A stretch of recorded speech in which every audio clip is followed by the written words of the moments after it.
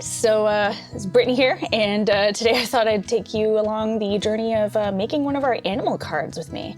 And today we're going to be taking a look at the great horned owl.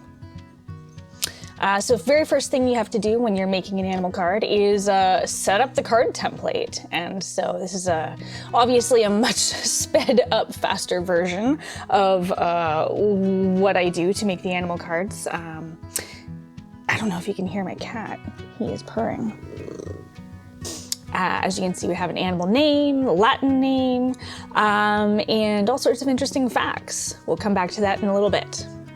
And so, of course, when you're creating an animal card, you also need to draw an animal. So today we chose the great horned owl, which is one of my favorite animals. They're very cool for a lot of reasons, which, of course, if you are getting our Snail Mail Nature Club this month, you will get to see all sorts of fun facts. So as you can see, I started with the really big, broad base colors and then just keep layering on additional colors and additional textures.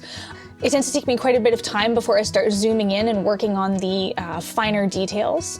And of course, one of the most fun things is being able to start layering in some of the shading and shadows. I did, when I was younger, take a lot of different art classes in more traditional media, but in recent years I've learned how to use the computer to achieve a lot of the same results, and a lot of the skills are transferable, which is really cool. The reason I do like doing it on the computer is in part because you do have the undo button, which is very helpful. So once you're generally happy with the overall look, then you can kind of zoom in and start getting really detail oriented and layer in some of the texture of the feathers and things like that. It's just a really cool thing being able to continue learning about the animals that I love so much through studying how to make them come to life on a page.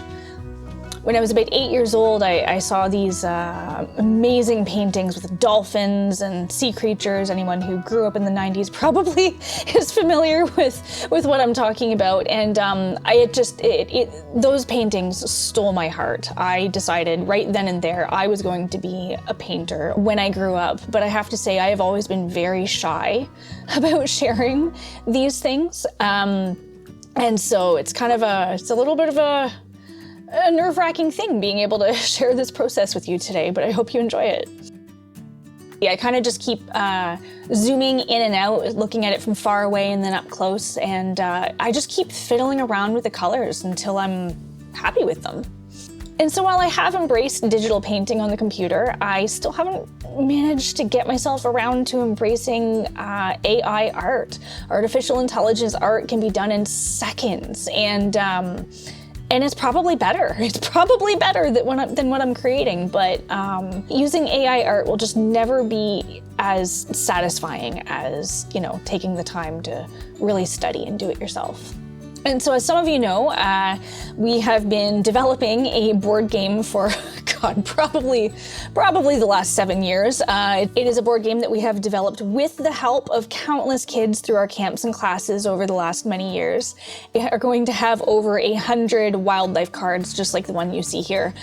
And it is a absolute labor of love. It is taking an eternity. I could probably farm it out to someone else, but it's something I started and I want to be the one to finish it. We're also working on a simpler game that can be used with just the cards. And so as you can see, the cards actually take quite a long time to illustrate, each and every one of them. So anyone who's part of our expanded Snail Mail Nature Club will be receiving the instructions to the card-only game in the next few months. And I appreciate your patience while I illustrate enough cards for you to actually play with. And so I guess that's it for today. Thank you so much for joining me on this crazy adventure, and I hope you enjoyed the behind the scenes of what it takes to create an animal card. Bye for now.